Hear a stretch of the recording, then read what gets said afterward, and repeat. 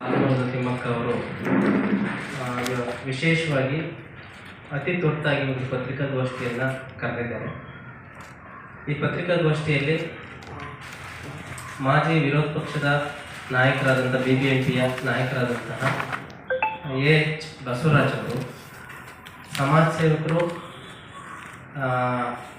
ಭಾರತೀಯ ಸೇವಾ ಸಂಘದ ರಾಷ್ಟ್ರೀಯ ಅಧ್ಯಕ್ಷರಾದಂತಹ ಕೋಡಿ ಚಿನ್ನಿಯವರು ಮತ್ತು ನನ್ನ ಜೀವನ ಚರಿತ್ರೆಯನ್ನು ಇದೇ ರೀತಿ ಬರೀಬೇಕು ಅಂತ ಹೇಳಿ ಖುದ್ದಾಗಿ ಸಾಹಿತಿಗಳನ್ನ ಕರೆಸ್ಕೊಂಡು ಅವರ ಜೀವನ ಚರಿತ್ರೆಯನ್ನು ಹೇಳಿ ತಿಮ್ಮಕ್ಕವರ ಹೇಳಿದ್ದನ್ನು ದಾಖಲಿಸಿರುವಂತಹ ಶ್ರೀಮತಿ ಇಂದಿರಮ್ಮ ಬೇಲೂರು ಸಾಲು ಮರದ ಸರದಾರಣಿ ಪುಸ್ತಕದ ಲೇಖಕರು.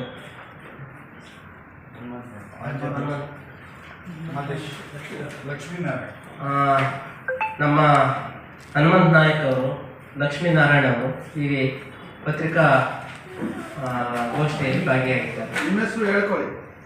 ನನ್ನ ಹೆಸರು ಉಮೇಶ್ ಅಂತ, ಸಾಲು ಮರದ ತಿಮ್ಮಕ್ಕ ಅವರ ಮಗ ನಾನು.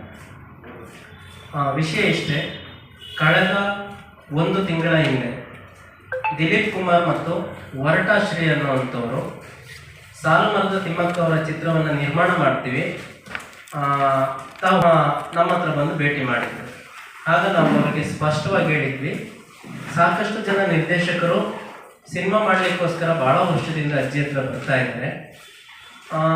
ಸಿನಿಮಾ ಆಗೋದು ಒಂದೇ ಸರಿ, ಮತ್ತೆ ಮತ್ತೆ ಆಗೋದಿಲ್ಲ. ಬಯೋಪಿಕ್ ಅನ್ನೋದು ಜೀವನಾಧಾರಿತ ಸಾಲು ಮರದ ತಿಮ್ಮಕ್ಕವರ ಜೀವನಾಧಾರಿತ ಚಿತ್ರ ಆಗೋದು ಒಂದೇ ಸರಿ. ಅದನ್ನು ನಾವು ಸರಿಯಾದ ನಿರ್ಧಾರ ತಗೊಂಡು ಸರಿಯಾದ ವ್ಯಕ್ತಿಗಳಿಗೆ ಕೊಡಬೇಕು. ನೀವು ಬಂದಿದ್ದೀರಾ ಅಂದ ತಕ್ಷಣ ನಾವು ಪರ್ಮಿಷನ್ ಕೊಡೋಕ್ಕಾಗೋದಿಲ್ಲ. ಯಾಕೆಂದರೆ ಹಿಂದೆ ಭಾಳಷ್ಟು ಜನ ಬಂದು ಅಜ್ಜಿಯವರಿಗೆ ಹಣ ಕೊಡ್ತೀವಿ, ಬೇರೆ ಬೇರೆ ಕೊಡ್ತೀವಿ, ನಮಗೆ ಪರ್ಮಿಷನ್ ಕೊಡಿ ಅಂತ ಕೇಳಿದ್ದಾರೆ. ನಾವು ಅವಾಗ ಅವ್ರಿಗೆ ಯಾರಿಗೂ ಕೂಡ ಪರ್ಮಿಷನ್ ಕೊಟ್ಟಿಲ್ಲ. ಇವರಿಗೂ ಅದನ್ನೇ ಹೇಳಿದ್ವಿ, ನಮಗೆ ಹಣದ ಅಗತ್ಯ ಇಲ್ಲ, ಸಿನಿಮಾ ಆಗೋದು ಒಂದೇ ಸರಿ. ತಿಮ್ಮಕ್ಕ ಅವರ ಸಿನಿಮಾ ಜಗತ್ತಲ್ಲಿ ಅದು ಜಗತ್ತಿಗೆ ತಲುಪಬೇಕು.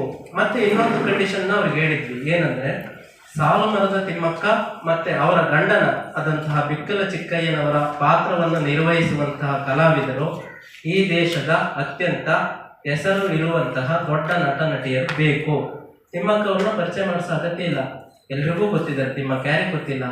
ಸ್ಟೂಡೆಂಟಿಗೆ ಗೊತ್ತಿದೆ, ಅನಕ್ಷರಸ್ಥರಿಗೂ ಕೂಡ ತಿಮ್ಮಕ್ಕ ಅವ್ರ ಬಗ್ಗೆ ಗೊತ್ತಿದೆ.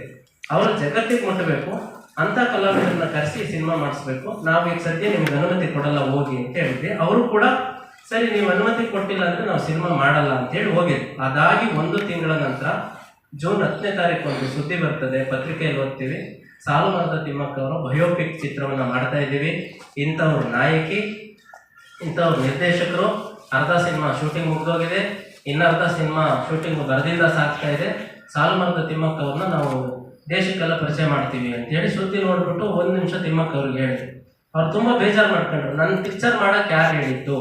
ಡಾಕ್ಟರ್ ಸಾಲು ಮರದ ತಿಮ್ಮಕ್ಕ ಅವರ ಅನುಮತಿ ಇಲ್ಲ, ಊಹಾಪೋಹೆಗೆ ಬೆಲೆ ಕೊಟ್ಟು ಅವರ ಒಂದು ನಿರ್ದೇಶಕರು ದಿಲೀಪ್ ಅಂದ್ರೆ ಶೂಟಿಂಗ್ ಮಾಡ್ತಾ ಇದ್ದಾರೆ, ಅದಕ್ಕೆ ಅರ್ಥ ಇಲ್ಲ.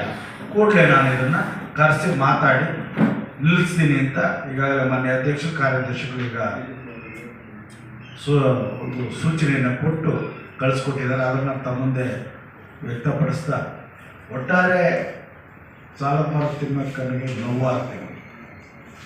114 ವರ್ಷ ವಯಸ್ಸಿನಲ್ಲಿ ಈ ದೇಶದ ಆಸ್ತಿ ಸಾಲು ಮರದ ತಿಮ್ಮಕ್ಕ ಅಂದರೆ ರಾಷ್ಟ್ರದ ಆಸ್ತಿ. ಪದ್ಮಶ್ರೀ ಪ್ರಶಸ್ತಿ ತೆಗೆದುಕೊಂಡಂಥ ಸಂದರ್ಭದಲ್ಲಿ ಇವತ್ತು ವಾಣಿಜ್ಯ ಮಂಡಳಿಗೆ, ಪತ್ರಿಕಾ ಭವನಕ್ಕೆ ಬಂದು ನನ್ನ ಹೆಸರಿಗೆ ನನ್ನ ಅನುಮತಿ ಇಲ್ಲದೇ, ನನ್ನ ವಿಚಾರ ಗೊತ್ತಿಲ್ಲದೇ ಅವರು ದುಡ್ಡು ಮಾಡ್ಕೊಳ್ಳೋಕ್ಕೆ ನನ್ನ ಬಳಸ್ಕೊಳ್ತಾ ಇದ್ದಾರೆ ಅಂತೇಳಿ ತಮ್ಮ ಮುಂದೆ ಹಂಚ್ಕೊಳಕ್ಕೆ ಬಂದಿರತಕ್ಕಂಥದ್ದು ಎಷ್ಟು ಮಟ್ಟಿಗೆ ಸರಿ? ಅವ್ರಿಗೆ ಸರಿ ಇದೆಯಾ? ಅವ್ರಿಗೆ ಕೆಲಸ ಮಾಡ್ಬೋದಾ ಅನ್ನೋದು ಪ್ರಶ್ನೆ. ಅದನ್ನು ತಮ್ಮ ಮುಖೇನ ನಾವು ವಿನಂತಿ ಮಾಡೋದಿಷ್ಟೇ, ಸಾಲು ಮರದ ತಿಮ್ಮಕ್ಕನ ಹೆಸರಿಗೆ ಕಪ್ಪು ಚಿಕ್ಕೆ ಬರುವಂಥ ಕೆಲಸಕ್ಕೆ ಯಾರೂ ಕೈ ಹಾಕಕ್ಕೆ ಹೋಗ್ಬೇಡಿ, ಸಾಹಸನೂ ಮಾಡಬಹುದು. ಅವ್ರ ಅನುಮತಿ ತೆಗೆದುಕೊಂಡು ಪಿಕ್ಚರ್ ಮಾಡಿ, ಬೇಡ ಅಂತ ಹೇಳೋದು. ಈಗಾಗಲೇ ಉಮೇಶ್ ಅವರು ಬೇಡ ಅಂತ ಹೇಳೋದು, ಅದಕ್ಕೊಂದು ಘನತೆ, ಗಾಂಭೀರ್ಯ, ಅದಕ್ಕಾದಂಥ ಸ್ಟೇಟಸ್ಸು, ಅದಕ್ಕಾದಂಥ ವ್ಯವಸ್ಥೆ ಅಡಿಗೆ ಮಾಡಿ, ಬೇಡ ಅಂತ ಹೇಳೋದು. ನೀವು ಏಕಾಏಕಿ ನಿಮ್ಮ ದುಡ್ಡು ನಿಮ್ಮ ಚಿತ್ರ ನಿಮ್ಮ ಇದು ಅಂತ ಹೇಳಿದ್ರೆ ಅದು ಯಾರು ಸಾಲದ ಮರದ ತಿಮ್ಮಕ್ಕರ ಅಭಿಮಾನಿಗಳು ಯಾರು ಒಪ್ಪಲ್ಲ, ಸಾಲದ ಮರದ ತಿಮ್ಮಕ್ಕನೂ ಒಪ್ಪಲ್ಲ, ಅವ್ರ ಮಗನೂ ಒಪ್ಪಲ್ಲ. ಆಮೇಲೆ ಗೂಬೆ ಕೂರಿಸೋದಕ್ಕೆ ಪ್ರಯತ್ನ ಮಾಡಿದ್ರೆ ಅದು ವಿಫಲರಾಗ್ತೀರಿ. ನೀವು ದಾಖಲಾತಿಗಳನ್ನೇನಾದ್ರು ಇಟ್ಕೊಂಡು ಮಾತಾಡಿ, ನಾವು ಅದಕ್ಕೆ ಅವರಿಗೆ ಬುದ್ಧಿ ಹೇಳೋಣ. ಅಜ್ಜಿ ಹೆಸರನ್ನ ಕೆಡಿಸ್ಬೇಡ ಅಂತೇಳಿ ಮಗನಿಗೆ ಬುದ್ಧಿ ಹೇಳೋಣ. ಅದಿಟ್ಟು ಬಿಟ್ಟು ಮಾಧ್ಯಮ ಮಿತ್ರರಿಗೆ ನಮಸ್ಕಾರ. ನಮ್ಮ ಹೆಸರು ರಾಮಚಂದ್ರ ಹೂಡಿಚಿನಿ ಅಂತ, ಭಾರತೀಯರ ಸೇವಾ ಸಮಿತಿ ರಾಷ್ಟ್ರೀಯ ಅಧ್ಯಕ್ಷರು. ಇವತ್ತು ಏನು ಅಜ್ಜಿ ಮೇಲೆ ಕಳಂಕ ತರುವಂಥ ಕೆಲಸ ಇವತ್ತು ನಡೀತಾ ಇದೆ, ನಾವು ಅದನ್ನೆಲ್ಲ ಖಂಡಿಸ್ತೀವಿ. ಯಾಕೆಂದರೆ ನಾವು 15 ವರ್ಷಗಳಿಂದ ಅಜ್ಜಿ ಎಲ್ಲ ರೀತಿಯ ಅಣ್ಣ ತಮ್ಮಂದರಾಗಿ ನಾವು ಉಮೇಶ್ ಅವ್ರ ಜೊತೆ ಎಲ್ಲ ಅವ್ರಿಗೆ ಸಮಸ್ಯೆ ಬಂದಾಗ ಹಾಸ್ಪಿಟಲ್ ವಿಚಾರಗಳಲ್ಲಿ ಅವ್ರದ್ದು ಯಾವುದೇ ಒಂದು ಜನ್ಮದಿನ ಆಗಿರ್ಬೋದು, ಒಂದು ವೇದಿಕೆಗಳಲ್ಲಾಗಿರ್ಬೋದು, ನಾವು ಅಜ್ಜಿಯನ್ನು ನೋಡಿಕೊಂಡು ಕಾಪಾಡಿಕೊಂಡು ಬಹಳ ಶ್ರದ್ಧೆಯಿಂದ ಕೊರೋನಾ ಟೈಮಲ್ಲಂತೂ ಪಾಪ ಎಷ್ಟು ಕಷ್ಟಪಟ್ಟಿದ್ದಾರೆ ಅಂದರೆ ದೇವ್ರಿಗೆ ಗೊತ್ತು. ಯಾರೂ ಸಹ ಅವ್ರಿಗೆ ಕಷ್ಟ ಅಂತ ಬಂದಾಗ ಮುಂದೆ ಬಂದಿದ್ದು ಯಾರೂ ಇಲ್ಲ. ನಮ್ಮ ಪರಮೇಶ್ವರ್ ಸಾಹೇಬರು ಮತ್ತು ನಮ್ಮ ಬಸವರಾಜ ಅಣ್ಣವರು ಇನ್ನಿತರ ಎಲ್ಲರೂ ಮುಖ್ಯಸ್ಥರು ಯಾರಿದ್ರು ಈ ಒಂದು ಅಜ್ಜಿಯ ಅಭಿಮಾನಿಗಳು ತುಂಬ ಜನ ಅವ್ರ ಜೊತೆ ನಿಂತ್ಕೊಂಡಿದ್ದಾರೆ. ನಾವು 15 ವರ್ಷದಿಂದ ಈ ದಿಲೀಪ್ ಅನ್ನೋರನ್ನ ನಾವು ನೋಡೇ ಇಲ್ಲ, ಮತ್ತು ಯಾರು ಹೊರಟಶ್ರೀ ಅನ್ನೋರು ನೋಡೇ ಇಲ್ಲ. ನಾನು ಕೇಳಿದೆ, ನನಗೆ ಫೋನ್ ಮಾಡ್ತಾರೆ, ಅವರು ಫೋನ್ ಮಾಡ್ತೀನಿ, ನಾನು ಕೇಳ್ಕೊ ಯಾರು ಏನು ಅಂತ ವಿಷಯ ಗೊತ್ತಾಗುತ್ತೆ, ಈ ಥರ ಸಿನಿಮಾ ತೆಗಿತಾ ಇದ್ದಾರೆ ಅಂತ. ಅವ್ರು ನಮ್ಮ ಹತ್ರ ಮಾತಾಡ್ತಾರೆ, ಉಮೇಶ್ ಅವರು ನಿಜವಾದ ಮಗನ, ಏನು ಪ್ರೂಫ್ ಇದೆ ಅವ್ರ ಮಗ ಅನ್ನೋದಕ್ಕೆ ಅಂತ.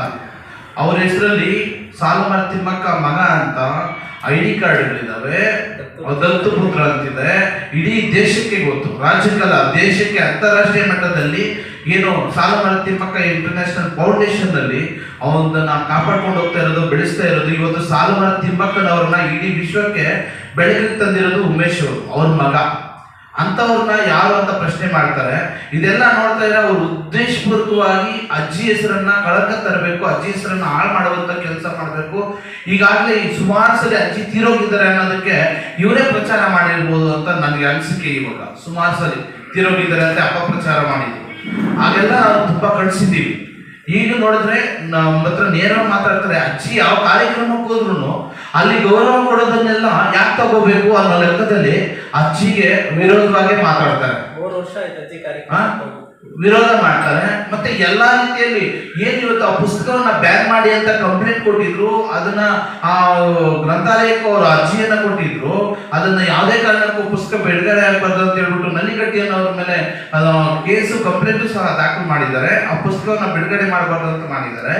ಆ ಪುಸ್ತಕ ಆಧಾರಿತ ಸಿನಿಮಾವನ್ನೇ ತೆಗಿತಾ ಇದ್ದಾರೆ. ಅಂದ್ರೆ ಅದು ಏನು ಅವ್ರ ಉದ್ದೇಶ ಅಂದ್ರೆ ಸಾಲುಮರ ತಿಮ್ಮಕ್ಕ ಹೆಸರನ್ನ ಕೆಡಿಸ್ಬೇಕು, ಅವರನ್ನ ಯಾವುದೇ ರೀತಿಯಲ್ಲಿ ಅವಮಾನಕ್ಕೊಳಪಡಿಸ್ಬೇಕು ಅಂತ ಹೇಳ್ಬಿಟ್ಟು. ಇದಕ್ಕೆ ನಿಜವಾಗ್ಲೂ ಏನು ಅಜ್ಜಿಯ ಅಭಿಮಾನಿಗಳು ಏನಿದ್ದಾರೆ, ಈ ಅಜ್ಜಿಯ ಸೇವೆ ಇಡೀ ರಾಜ್ಯದ ದೇಶದಲ್ಲಿ ಅವರ ಅಭಿಮಾನಿಗಳು ಅಜ್ಜಿಯ ಯಾವಾಗೂ ಸೇವೆ ಮಾಡುವಂತ ಅಭಿಮಾನಿಗಳು ಅವ್ರಿಗೆ ಯಾವುದೇ ರೀತಿ ಕಳಂಕ ಬರೋದಕ್ಕೆ ಬಿಡೋದಿಲ್ಲ.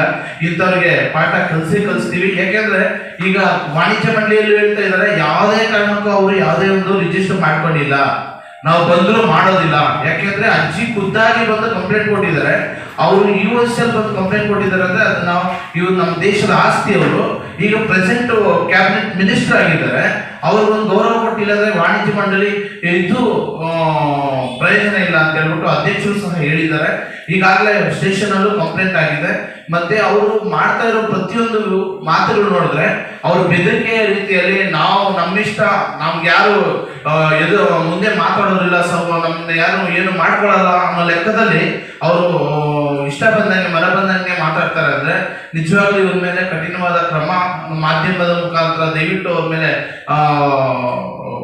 ವಿರೋಧಿಸಬೇಕು. ಜೊತೆಗೆ ಅವ್ರಿಗೆ ಅಜ್ಜಿಗೆ ನ್ಯಾಯ ಕೊಡಿಸುವಂತ ಕೆಲಸ ಆಗಬೇಕು. ಅವ್ರ ಕಠಿಣ ಕ್ರಮವನ್ನು ಅವ್ರ ಮೇಲೆ ಜರುಗಿಸಬೇಕು. ನಾವೆಲ್ಲರೂ ಈಗಾಗಲೇ ನ್ಯಾಯಾಲಯದ ಮುಖಾಂತರ ಕಾನೂನು ಅಡಿಯಲ್ಲಿ ಏನ್ ಮಾಡ್ಬೇಕು ಅವ್ರಿಗೆ ಬುದ್ಧಿ ಕಲಿಸುವಂತ ಕೆಲಸ ನಾವು ಮಾಡ್ತೀವಿ. ಅಜ್ಜಿ ಜೊತೆ ಸದಾ ನಾವು ಇರ್ತೀವಿ. ಯಾಕೆಂದ್ರೆ ಅಜ್ಜಿಗೆ ಕೆಟ್ಟ ಹೆಸರು ಬರೋದಕ್ಕೆ ಬಂದಿದೆ ಅಂದ್ರೆ ನಮ್ಮ ದೇಶಕ್ಕೆ ಕೆಟ್ಟ ಹೆಸರು ಬಂದಂಗೆ.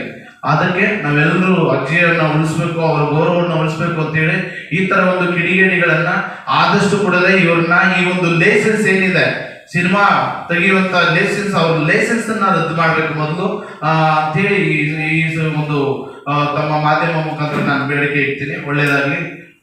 ಧನ್ಯವಾದ.